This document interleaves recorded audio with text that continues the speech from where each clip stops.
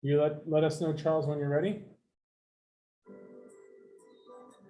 Been so long since I've seen your face, felt the part of this.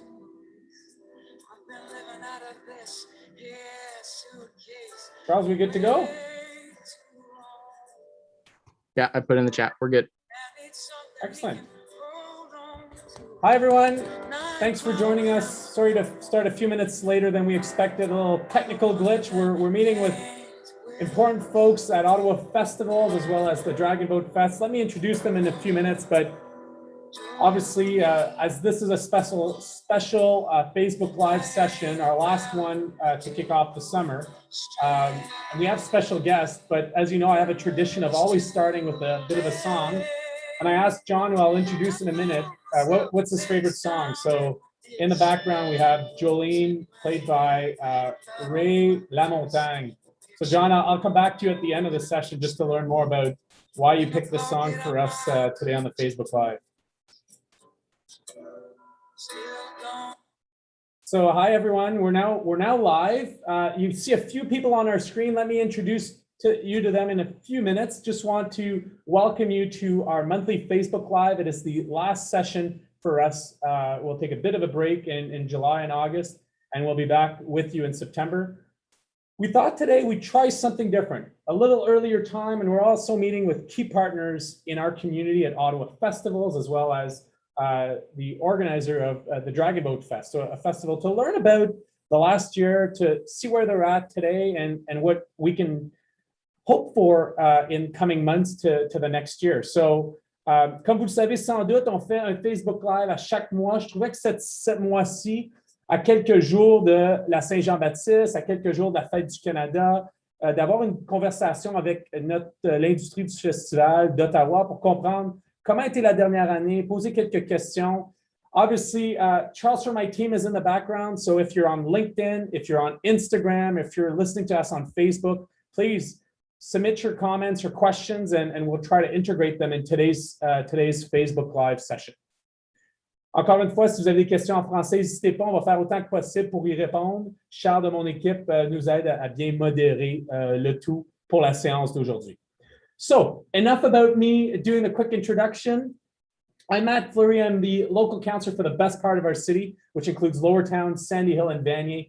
It's the heartbeat of our city. It also is home to many festivals. So I'm glad to be joined by Lee Dunbar as well as Shanice Pereira from Ottawa Festivals. They've joined us today for a conversation on festivals in Ottawa, on the broader capital city attractions, and conversations about the last year and what we can hope for in coming months. We're also joined by a personal friend, John Bruman, who's the organizer, the name behind the Ottawa Dragon Boat Festival. And John would have been in a regular year swamped at this time of year with the festival.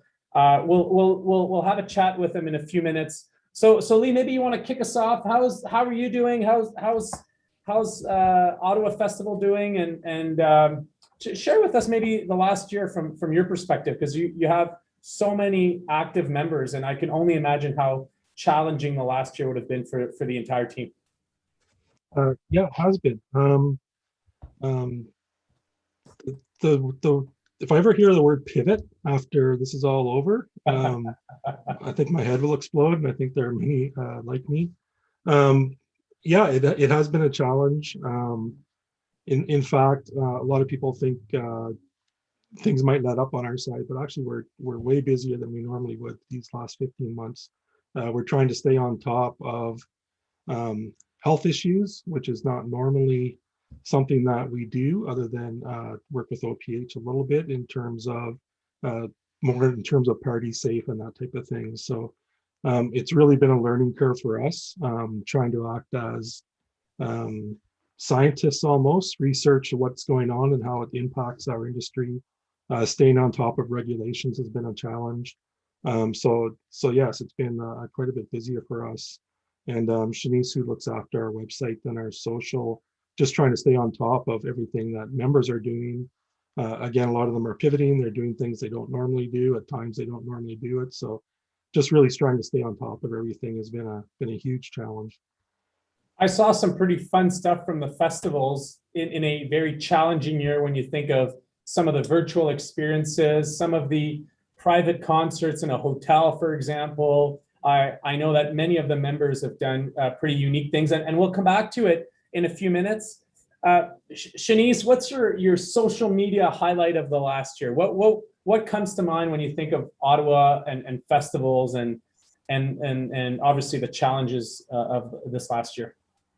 Well, I think that social media has been so instrumental in the past year because, that's the main way that people are connecting. And especially when it comes to giving a voice to the industry, the Light Up Live campaign that happened last fall, I think is definitely the one that sticks out to me because it's not just people within the industry in Ottawa, but people all over Canada talking about why festivals are important and talking about the supply chain and all of the many people that are affected by things being closed and not being able to do festivals in person, and even just sharing that love and care for each other to remember that just because we're not seeing our festivals normally, there are people behind the scenes and not just on stage who are really important, and kind of remind everyone that we love you, we miss you, and we can't wait to be back together out there again.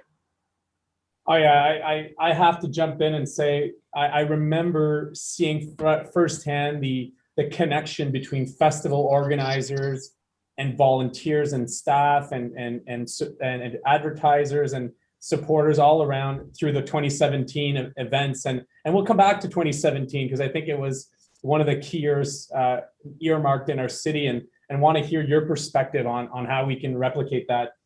John, good to see you, my friend. Usually we'd be on a boat right at Mooney's Bay at this time of year. What share with us, maybe for those who I can't understand who wouldn't know about the Dragon Boat, but in case folks are listening and they don't know about the Dragon Boat Fest, share with folks a little glimpse of what the festival is all about usually. Well, I mean, usually we'd be on site right now setting up. We would have been there already for 5 days. We get a 9-day setup, a 4-day event, and a 2-day teardown. So we should be right in the pocket on site. I mean, we're fortunate enough to be North America's largest Dragon Boat Festival. We're also we also run a separate charity that is Ottawa's #1 festival fundraising charity for over 70 different charities now.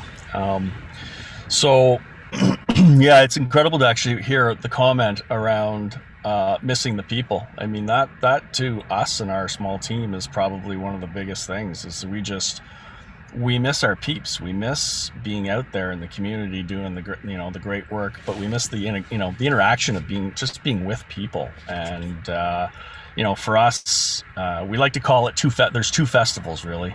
There's the festival that's the warm up, which is the setup, the 9 days I mentioned earlier, and there's a whole group of people that show up, from suppliers to volunteers, and probably about close to 300 people to actually build the site. And that's like a family. People get out of trucks and they give you hugs, and it's just a huge community. And then the actual festival happens, and that's when your sponsors show up, and politicians and the paddlers and your fundraisers and more volunteers, and everybody has a piece of it, and it's just a completely different experience from the setup, and we just miss all those people and cannot wait to get back out there and get in the mix and get things going again. And we'll come back to the festivals, to your festival a bit later.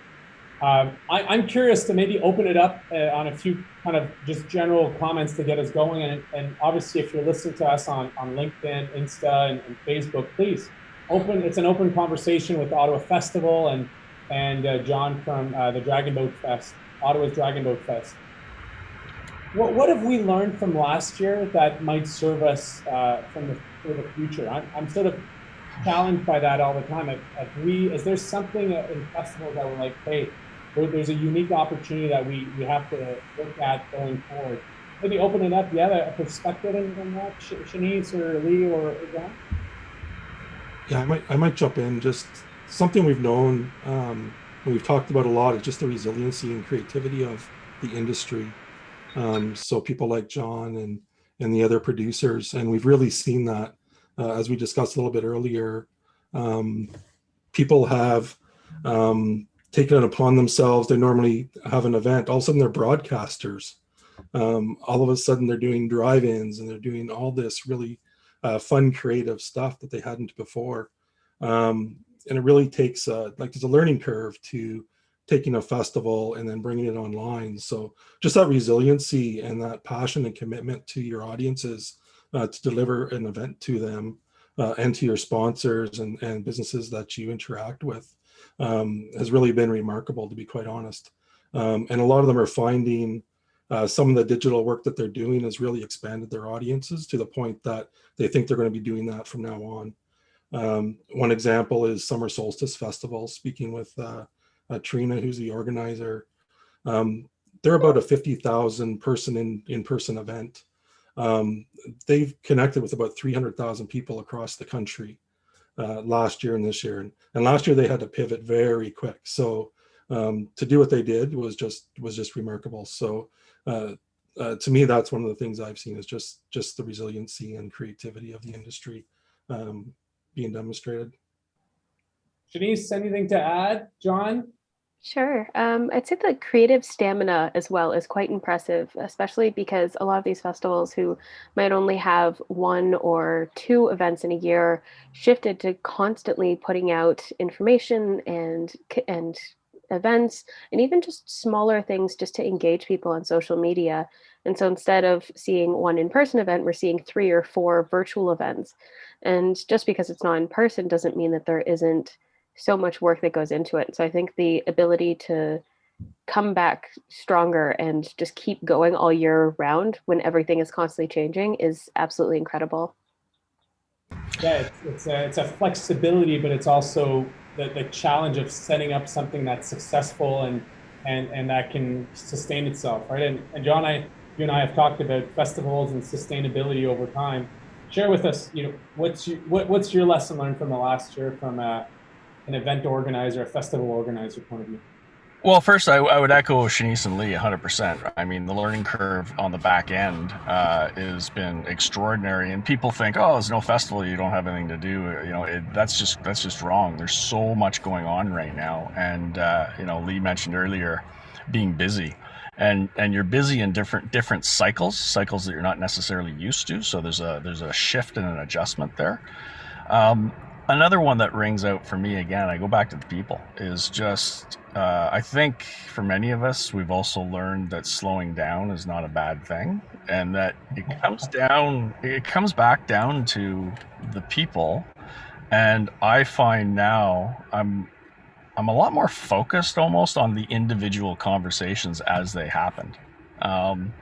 And sometimes it takes a little bit longer maybe than it has in the past, but I think there's a shift there. I think there's other shifts that maybe you'll get into later, but I mean, are we all working from, where are we working now? How many offices do we really need? What resources do we need? What do we take from what we've learned around this whole online component, and what do we take and, do we use that and move forward with that? Does that become part of our new reality? So, there's been a ton of learning. It just goes on and on. We've seen things across the world. I was watching the Canadian swimming trials on the weekend and watching the American swimming trials for Tokyo. And big difference in crowds. So I'm curious to see what is your perspective? What's the local perspective? Without being, this is just, putting it out there as a thought. What are your thoughts relating to how quickly, if people continue to be vaccinated and COVID cases are down, if the government allows for some level of gatherings, what are your thoughts around people's comfort to come back into in-person, large-scale event? Do you fear that? Is that something that the industry is concerned about? Well, I think we could spend an hour on that one topic easily. I liked what Amanda with Event Central said to me about 8 months ago, is that it's a dial, it's not a switch. So when we come back, it's going to be, slowly turning up that dial. Now, I just heard on CBC about an hour ago that Quebec has just opened up festivals to 3,500 people. So that's new, that's encouraging. Some of us have up to a year to kind of to get to the point where we can, maybe see a lot more people than 3,500, because 3,500 in our case it wouldn't be reasonable to hold an event with 3,500 people. John, just for folks who are at home who even have gone to the Dragon Boat but don't realize its magnitude, how many people would come to a weekend at Mooney's Bay for the festival? Yeah, so we would see about 80,000 people through the park on the weekend, and in our winter event, we'd see roughly speaking around 20,000. So, 3,500, we wouldn't. It just wouldn't work. Financially, it would never make sense. So, now, I think your original question was around what do we see, or what do we fear? I mean, I think. The simple question is, we really hope we can just get back to normal, so we can start to have an event. But the bigger challenging question right now is, we don't know what we're allowed to do, and yet at the same time, everybody is calling us. Agents want to book bands, suppliers want to sign contracts. So you've got this sort of like, can you sign, the types of contracts that you're required to sign right now for something that is completely unknown. John, I was just told, just for the purpose, I know we were late streaming onto Instagram, so we're having our what we call Facebook Live. It's our last one this summer, and I'm joined by Lee and Shanice from the Ottawa Festivals Network.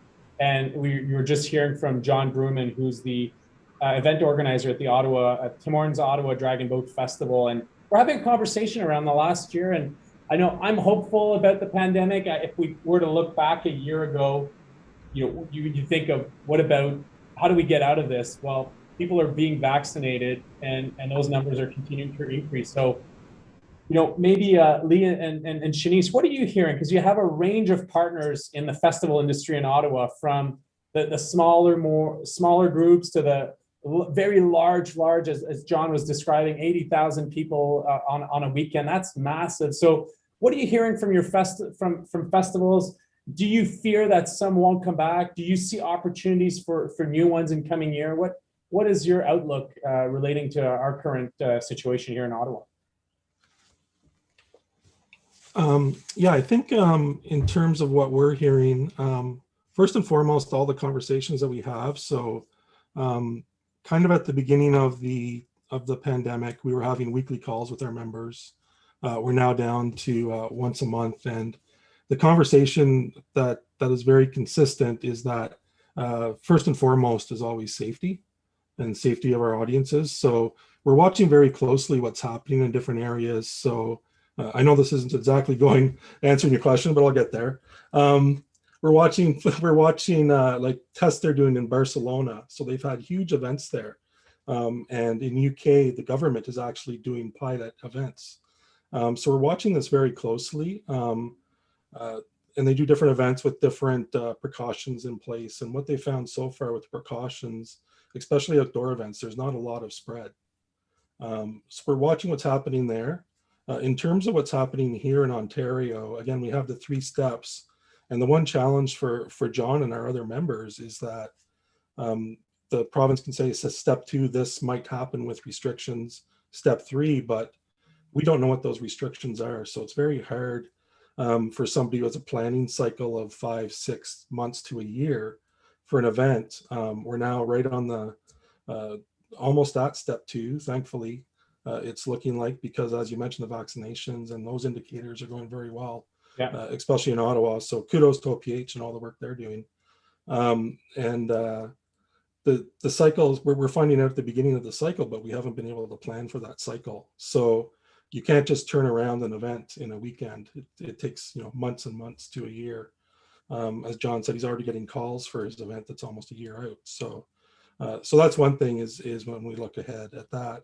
And then in terms of what we're seeing, I think there is a lot of optimism going into this summer. Can I jump back to that? Because I think one of the questions you'll often hear is, what happens with, like John was saying, around bands, like securing bands. It takes a year, if not a number of months, to plan those ahead.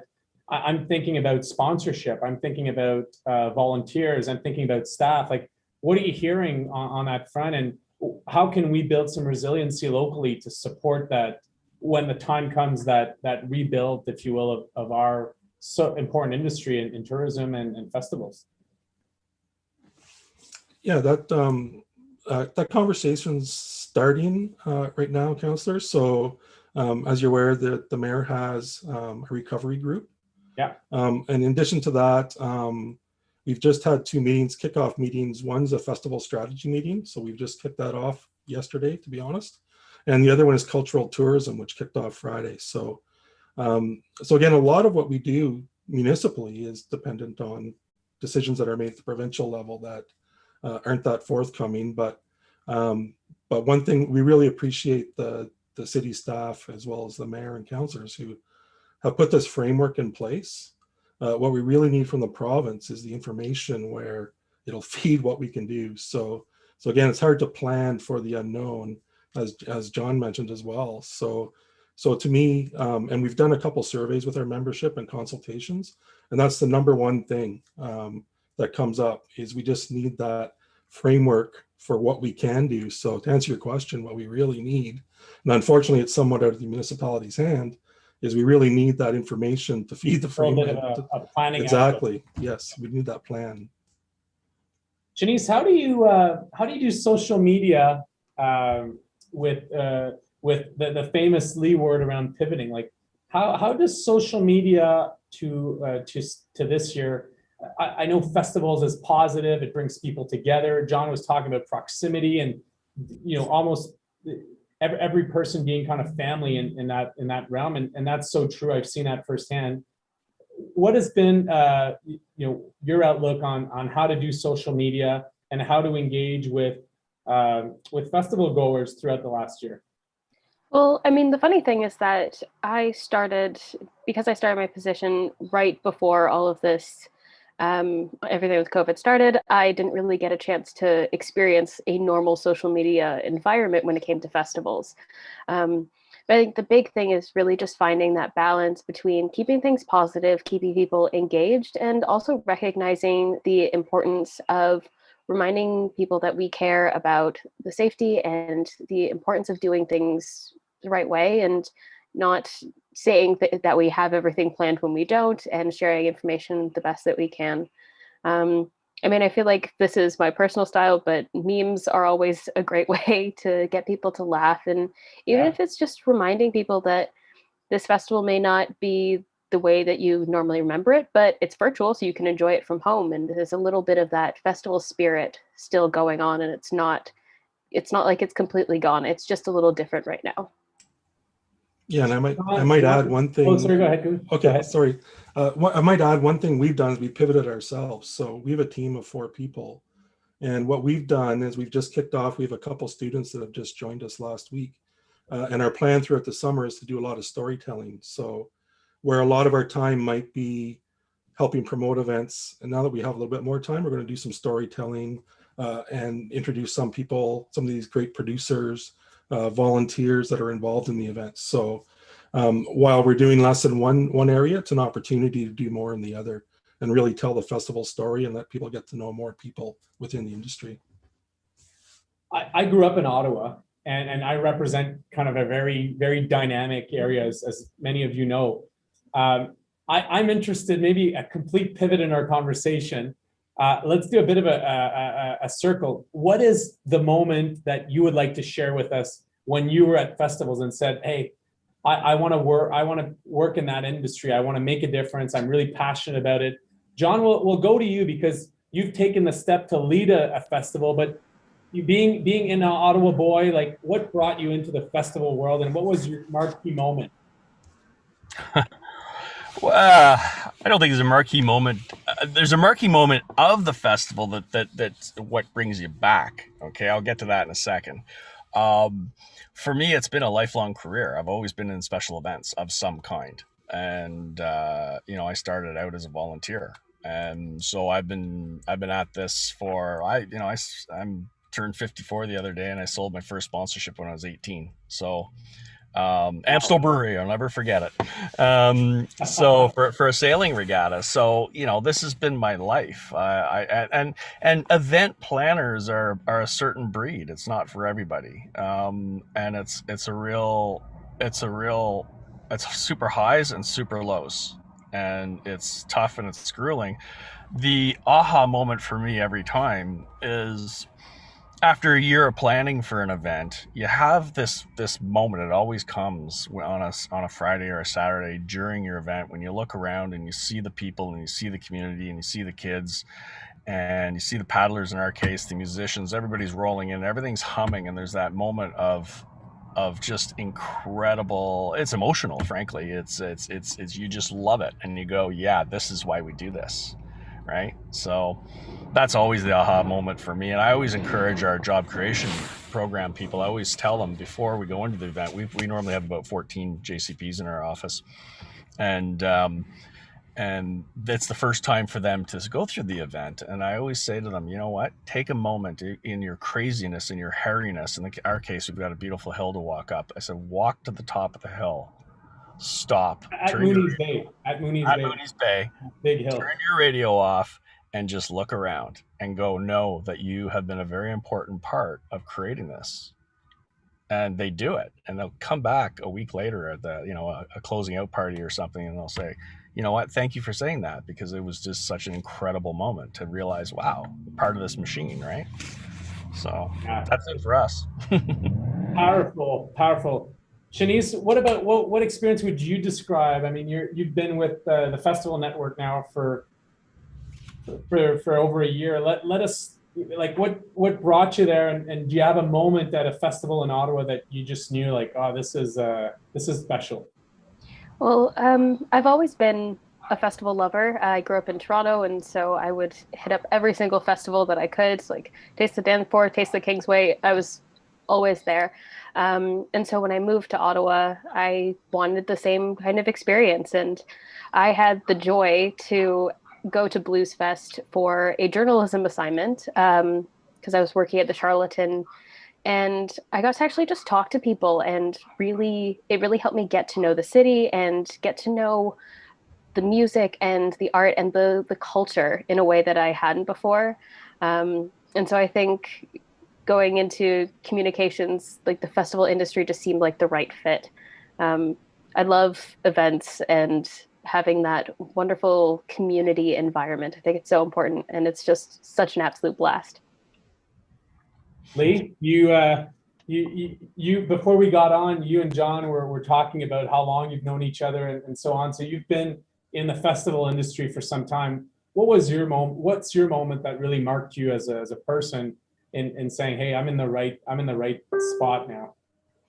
Well, I'm a lot like John, where you had a moment. So I kind of grew up in Ottawa as well. So, I mean, going to festivals is what you did. You went and you saw bands, and you had the opportunity to go in the morning. You saw 10 bands, like, you could discover bands, and I played drums. So that was just my thing. That is, the music is what really drew me. But, and then through school, if you had opportunity to do a project, what we usually did is we planned a fundraiser for somebody. So we planned events, and just like John, it's like kind of that moment where you kind of stop and you look around and you're just like, this is cool. Look at these people having a great time. And I participated in this. So in terms of how I ended up at Ottawa Festivals, is I actually worked at Oakry, so kind of on a different Now Invest Ottawa. Now Invest Ottawa. Yeah. So I'm kind of doing a similar thing, but my childhood self is saying, yeah, you're in a really cool industry now where it's really about the people and bringing people together, bringing cultures together. It's a really fun industry to be in. And there's so many positive benefits that roll out of what we do. And that's when you say, as an Ottawa Festivals employee, that, helping people like John and our other members where we can. It's just, there's so much that's going on in this industry to celebrate. And that's when you say, yeah, I'm doing the right thing. Yeah, you're part of something. And what I've learned to not only enjoy festival, but it's also, what I feel is festivals are the inclusive element of Ottawa, but Canadiana broadly, right? We play an important role as a capital city. And when I see from Writers Fest to all the cultural festivals that we have, to the sports elements, to the charity elements, like to me, it's such an inclusive environment. And it's also, unfortunately, you see some festivals that cease, but you also see an uptake of new festivals in different part of the city as well. So I'm hopeful. One of the moments to me that really shone the importance of being a capital city was in 2017. And I'm curious to do, Shanice, you were saying you're from Toronto. Did you have a chance to be in Ottawa or visit Ottawa in 2017? I was in Ottawa, still in university at the time. So. And Lee and John, you were in Ottawa back then. What was, to me, it was such a moment in time of describing what we can do here. Festivals throughout the year, you draw from not only regional, but really national and international folks here locally, from La Machine to our regular festivals, right? The Blues Fest and the Dragon Boats and the Tulip Fest. It's sort of comprehensive year. What have we learned from that year? Because I'm curious. I mean, I was part of that organizing group. Do we see the opportunity to take 2017, take the lessons learned from COVID, and I know that 2026 is coming quickly with Ottawa's 200th. Do we feel there's an opportunity to build up? And if so, what does it take for people like me and from communities to support our festivals in leading up to those events? John, I'll look to you. Maybe I know you cut through the politics and you're not scared of putting things forward. What are your thoughts on that? Well, I mean, that feeds directly into our Ice Dragon Boat experience, right? So it was a complete fluke. It actually wasn't planned to be 2017, but it came the concept came to us in February 2016. And to go directly to your question, Canadian Heritage, NCC, so many players took a crazy idea that I tabled, and many went, no, you can't do that here. That's not going to work. This and that. A lot of, but entrusted us to actually move forward without much of a plan. And we ended up pulling off the first Ice Dragon Boat Festival, right? So Ice Dragon Boat Festival has now, it was the first one in North America, but it's also now, it sells out in 8 minutes. It is, 63% of the people that came to the 2020 Ice Dragon Boat Festival, a mere 2 weeks before COVID started, were from out of town. It has extraordinary international media exposure, and it's a knockout. As long as we can do it, as long as we're allowed to do it, it works. The event just works. It's great. And so from to get back to your question, it's really about having the faith in us planners to kind of come up with these new and different ideas and really work with us and move forward with us on them. So I mean, I'm very grateful to so many that actually allowed us to pull the trigger on that, because it was a strange event, right? Like, who would put ice picks into the canal? That doesn't make sense, but hey, it worked. So we're super grateful. We used to push beds on the canal. Now we push we push dragon boats. And John, me too. I was sort of like, oh, dragon boat, knowing dragon boat on the water at Mooney's Bay, not understanding the dragon boat winter on blades during Winterlude. It's really a top-notch event that is extended. Shanice, Lee, our festival organizers best. What does it take to come back to the 2017 momentum and celebrate a 200th in 2026 to be not only Ottawa proud, which we all are, but capital city proud, which encompasses a lot of the organizations that John was highlighting before? Yeah, I think the opportunity is there for sure. And I think like in John's case, I think if we give some of our planners that opportunity to really step up to the table and hit the ball, I think we'll have a lot of the home runs, and some of them will have a legacy like John's event that still takes place. So we can have the opportunity of bringing other events in, or we have the opportunity as well to build our own and build from within, and really have something that really captures that Ottawa vibe and that Ottawa authentic feel, where we can come up with some legacy events that will roll off or grow some events up. into larger events. So I think maybe that's where our real opportunity is in both these instances.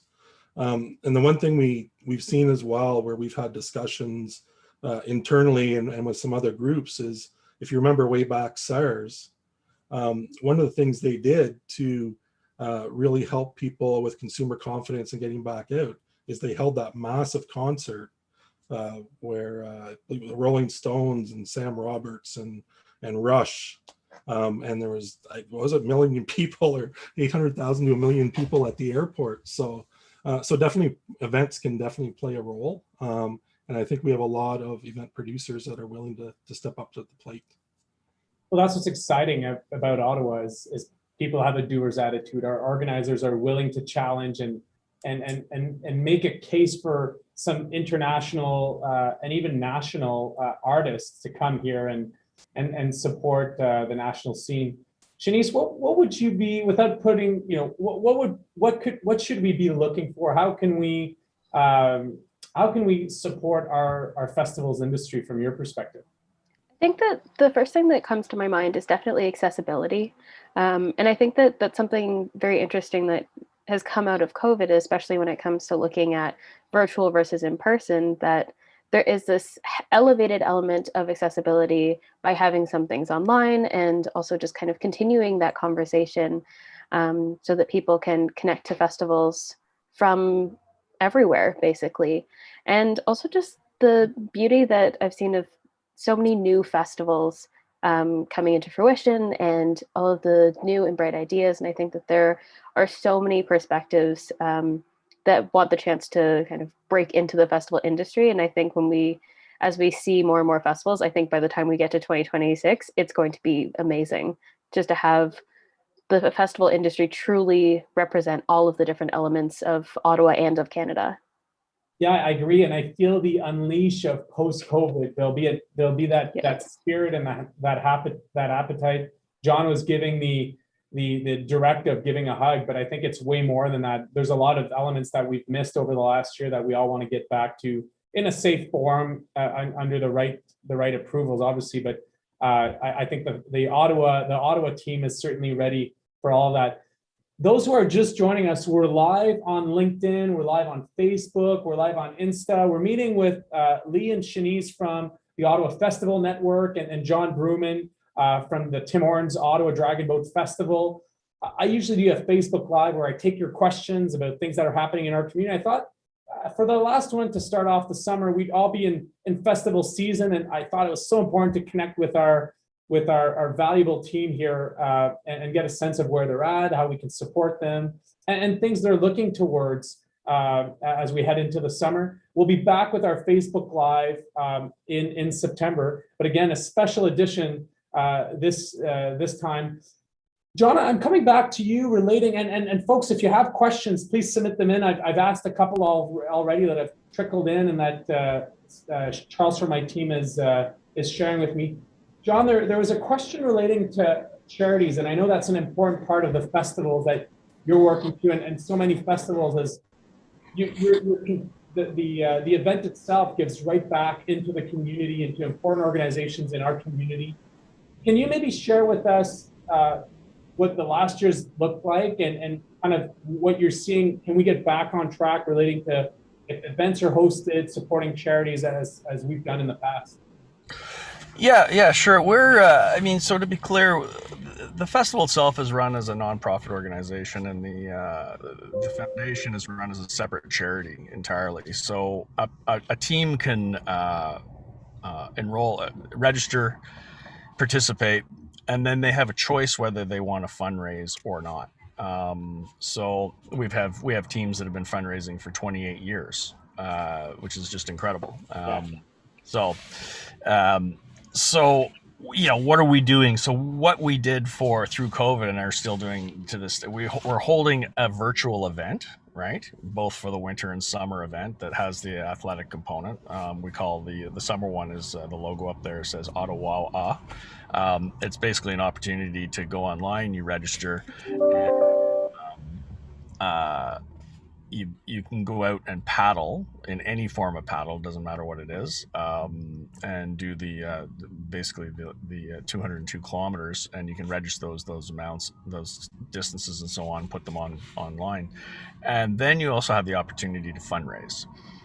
So are the numbers where they were? No, they're not. We're hoping to, reach the goals that we do have for this year. We're supporting 8 different charities, local charities. But what we really need to do is get back to our live events, because that's what the energy of the live event is what drives the fundraising, right? That's what drives the momentum, right, of the event and the contribution, right? Yeah, I think the lack, and I'm going back to the people. It's the lack of that interaction with the people. This is an interesting sort of observation. I went for a dog walk with one of our biggest fundraisers about 3 weeks ago. We're chatting, and he said to me, and he's been at the festival for 28 years, and he says, what the Dragon Boat has become for a large group of us in Ottawa, and this is going to sound a little odd, but it's almost cult based is the word he used, in the sense that it's a group of people that are so dedicated, and they dedicate all year round. They do third party events, they hang out together, they practice together, they come to this festival together, they do other ones together, and they're a family, right? And it's engaging with those people that help us ultimately drive those numbers and do the work that we do with being able to give what we give to the charities in the city of Ottawa. So we need to get back to that in our case, to get those numbers back up to to where we want them to be. Lee, Shanice, do you have any perspective on charity and fundraising? Because that's it's not the only part of festivals, but a lot of festivals do offer that unique opportunity to contribute to the local need of, John, I know has worked closely with YSV and other groups in the past who really do important work in our community. Yep, there's the fundraising element, for sure. And I think anecdotally, just the people I've talked to myself are in the same situation as John, where they're, obviously we're not making as much money. And then there's also the other side of it, where a lot of festivals actually run different programs. So things like music in schools, there's a few festivals that do that. They give opportunities for very young students to get up on a stage and play in front of a crowd. I love that, the Blues Fest, and their work with the Boys and Girls Club particularly is bar none. It's exceptional what they do. Yep. And actually being at Festival House, we get to hear them rehearse down in the basement on some days. So sometimes we're in our boardroom and you can't hear very well. A couple of times. Yeah. Sometimes it gets a little hard to hear in the office, but yeah, great programs, and there's a number of festivals that do that. There's things access to festivals. They partner with different organizations. So Writers Festival partners with different schools and organizations. So there's a lot of that work that usually happens as well that's not happening. So really the festivals there's very deep roots into the community with festivals, and unfortunately some of those programs can happen virtually, some not. And some organizers like John have found other ways to try to continue with the programs. So doing the best they can, but yeah, we're generally, I think that's what we're hearing. I don't know, Shanice, if you have any other examples, but. Yeah, I mean, the creativity when it comes to fundraising has been quite impressive in the past year as well. Like if you check on our website, we have a relatively new blog post that was done with one of the organizers from the Tamarack Race Weekend. And they're worried that doing a second year virtual, that they wouldn't get as much by way of fundraising. And I checked the numbers this morning, and they are over $1 million when it comes to money raised for just this year. And I think that being able to put that connection out there and remind people why we care and why we're part of this, and really build that sense of community, even though it's just online, I think really makes a difference. The Crack Up Comedy Festival also did fundraising earlier this year and last year, especially because they had to cancel their festival. But they pivoted really quickly just to keep that fundraising element going, and to keep that connection happening. Yeah, I interviewed Ian from Run Ottawa a few weeks ago, and he was talking to me about the opportunity for folks to sign up throughout May and June and do the race and fundraise. So a good example, John, you see that you see the various festivals and their opportunities to do that depending on how the event functions. And I think Ottawa Race Weekend does have consideration, where in the past, it's 40,000 people all on one weekend and the race happens. Now they're able to stretch it over 2 months and contribute. I saw some colleagues and the event specifically around CHEO fundraiser a few weeks ago that just exploded, and they surpassed their goal virtually. So I think it's a hybrid of things. What period could we, when I look at festivals, when I think of festivals, I think of kind of Winterlude to kick us off. Then I think of Tulip Fest to get us into the nice summer vibe. And then it's back to back from Dragon Boat to Hope Volleyball to the Blues Fest, Jazz Fest. It just continues on throughout the year. What, maybe Lee, when you work with our festival partners, what season could we focus on? Obviously, summers in Ottawa are amazing. I love winters as well, but it's not for everyone. But when could we support additional events when we look out in terms of potential outlook and potential opportunities? We have a pretty solid calendar year. I like that. We really do. I think if there was, like, I know the weekend usually of Dragon Boat, I think there's 6 or 7 other festivals that happen on the same weekend, John, as you. So we even have, I saw on social media, people came up with this phrase, festival hopping. And I thought, what other city can you go festival hopping? They were trying different foods at some of the different cultural festivals, and then they're going to a music festival at night. But we really do have a full calendar. If I were to say if there are any gaps, it might be kind of that late fall, early winter period. We do have some there. And then, as you said, we kick off winter with Winterlude. So really, maybe January, there might be a little bit of room, but we have a really solid calendar. Like, we're very much a year-round industry here in Ottawa. Well, what's good is we're live here, and folks who might be future organizers are thinking of what you've just described and say, hey, what could I do around Halloween? What could I do around November timeframe to host something in Ottawa? Or if there is a winter event indoors or outdoors to do, that could, you might be sparking some future ideas throughout. We have about 10 minutes left. We want to do a bit of a roundtable. So we've all had the opportunity to go to festivals outside of our city. Shanice, you were talking about Toronto earlier. Can you share with us, we'll do a quick roundtable of a festival you've gone across the world or elsewhere in Canada that you would love to see take shape in Ottawa or grow in Ottawa. Shanice, I'm going to start you off, put you on the hot seat for our first one. I know you were giving a few Toronto examples earlier, so I'm sure you have one to share with us. Actually, the funny thing is it wasn't a Toronto example that popped into my head first, but actually in the Yukon, the Dawson City Music Festival is just so much fun. I mean, different when you're there in a slightly professional environment in the journalism capacity, but Dawson's a beautiful city and there's so much going on. And it's amazing to see how such a quiet place can just become so lively and exciting just for the festival. But Dawson City, let's see if Lee can up one on that. I couldn't have predicted what you just said, and that's why I'm happy I asked the question. Lee? Probably the one that sticks out to me is I went to Toronto for the Caravana Festival, and just the color and the foods and the music. And then we'd go to our hotel at night, and it was just full of people that were attending the festival. So you'd go down to the pool, and the music was just pumping, and it was just such an amazing environment to have. It just seemed everywhere we went in the city, people were celebrating Caravana Festival.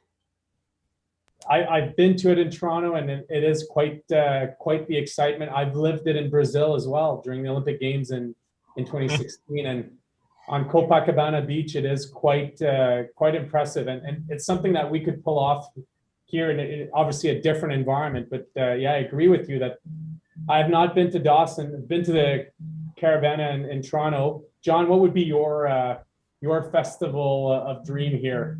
It's an easy one. Burning Man for sure. It's all I don't know what that is. Burning Man.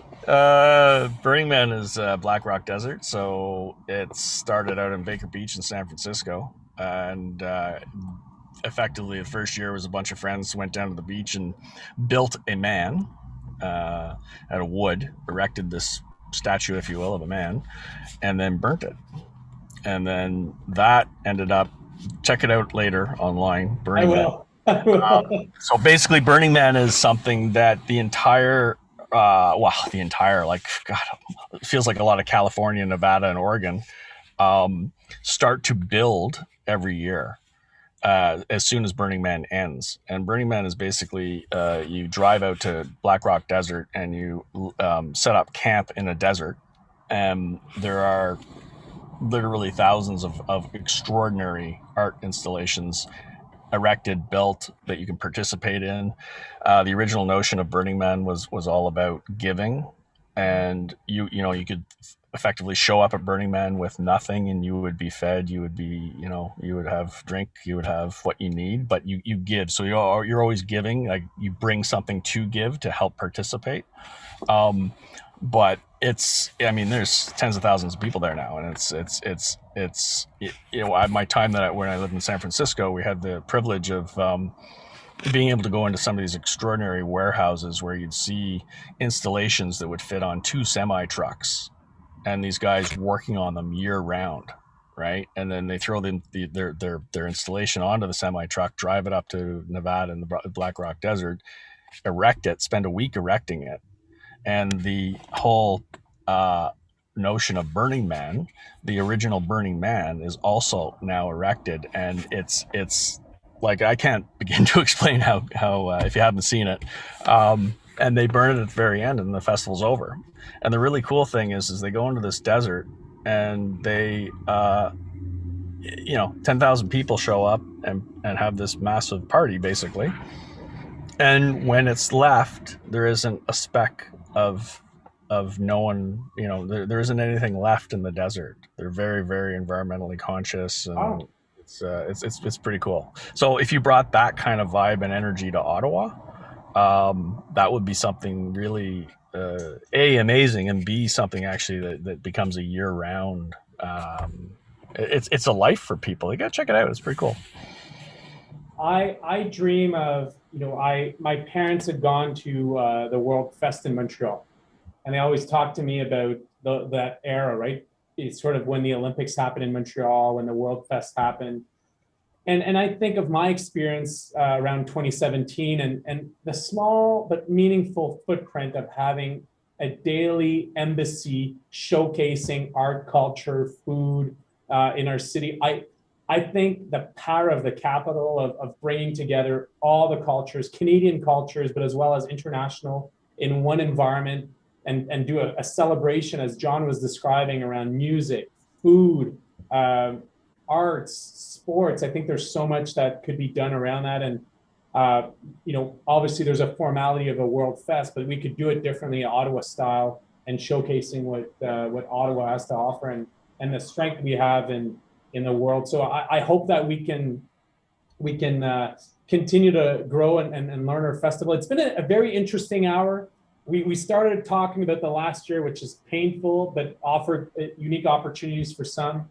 And I'm optimistic, as Lee highlighted, with the vaccination, with John, with what you were hearing from different how do we say that, music outreach for artists and so on, to solidify those dates for the future. I see a lot of optimism. Maybe we could do a quick turn, and just maybe, Lee, you can start us off. What is where do you see us going in the next year? What can we learn from the last year, and how can we be ready for for a kickstart back to in-person festivals? Loaded I question. quick question. So I was just thinking, quick question. Well, you know what I have seen is just this real tight collaboration with festival planners. Staff at the city have been amazing. Council, you really have a lot of staff there that you really have to be proud of. In economic development, in recreation, with the culture, with Event Central, with OPH, there's just a really group of really committed staff there that are really open to helping people out and working with us very closely. So I don't think we'd be where we are or as optimistic if it wasn't for the strength of those staff really helping us out. So to me, it's just that collaboration, keep moving forward. It's working together. Once we get that information, I think Ottawa is going to have that framework in place where we can start to roll forward. It's going to be slow, and the uptake with the audiences will be a little bit slow. Once we get momentum, I think it's going to be a pretty good 2022. I'm very optimistic about 2022. And I think that's a lot of our focus right now is just having that really good 2022.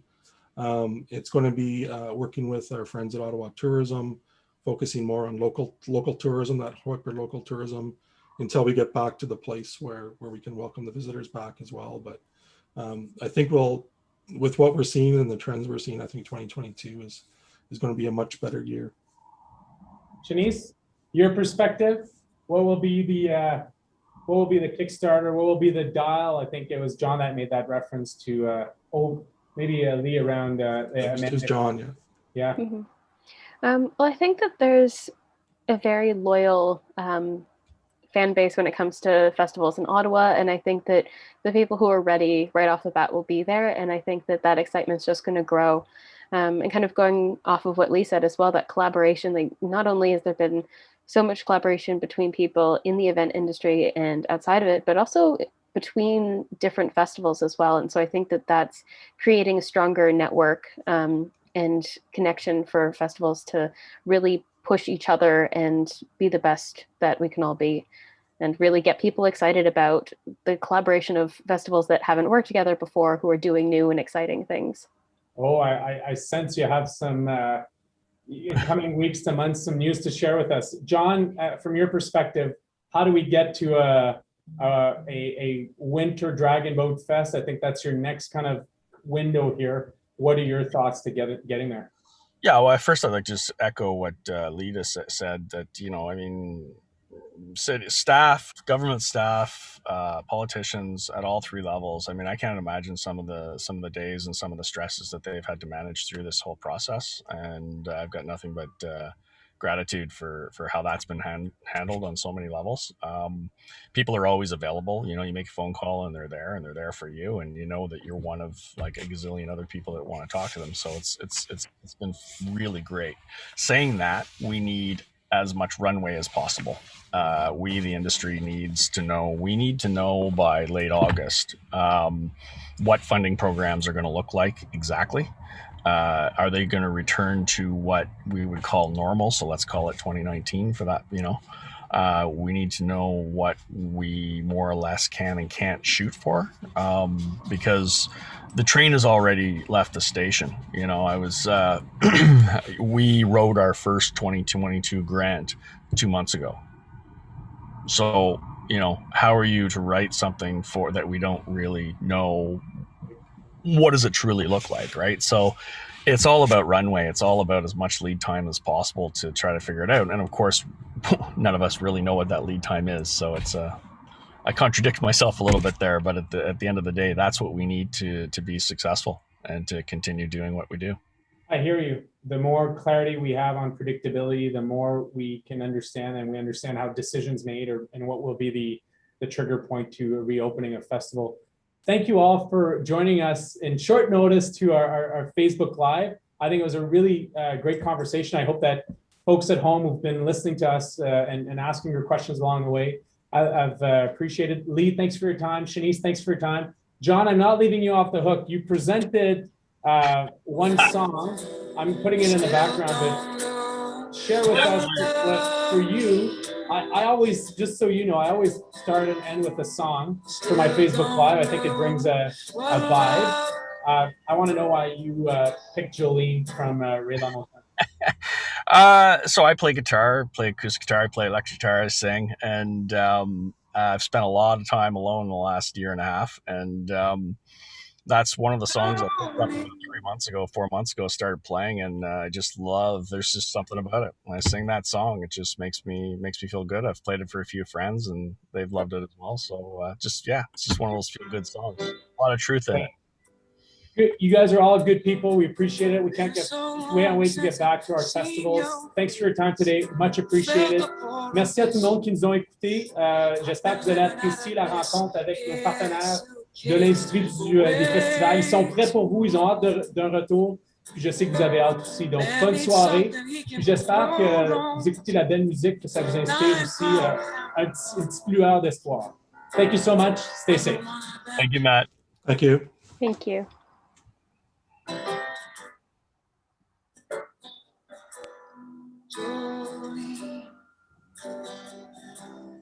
I